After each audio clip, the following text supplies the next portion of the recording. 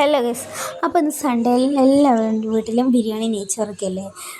പെട്ടെന്നൊരു പൊതിച്ചോറ് വയ്ക്കണം. അപ്പോൾ നമ്മൾ പൊതിച്ചോറ് ഉണ്ടാക്കിയാലോ. അപ്പോൾ ചൂട് ചോറുണ്ട്, വറുത്തരച്ച സാമ്പാറുണ്ട്, പിന്നെ ബീട്രൂട്ട് തോരനുണ്ട്, പിന്നെ നല്ല മുട്ട പൊരിച്ചതുണ്ട്, പിന്നെ നല്ല ഞാൻ തട്ടിക്കൂട്ടി പുളിച്ചമ്മന്തി എല്ലാം അതിന് റെസിപ്പി നടന്നതായിരിക്കും.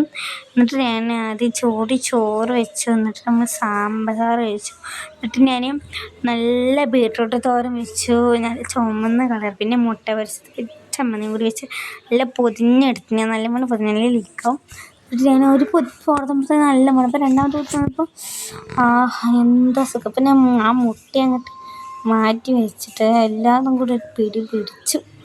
മുട്ട, ബീട്രൂട്ട് ഉപ്പേരി എല്ലാതും കൂടി ഒരു പിടി പിടിച്ചു. അല്ലാ മോനെ, സ്വർഗം പറഞ്ഞാൽ അത്ര സ്വർഗം.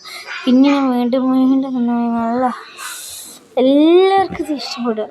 പൊതിച്ചോറ് ഇഷ്ടമില്ലാത്ത ആരുണ്ടാവും? അപ്പോൾ ഓക്കെ, ബൈ.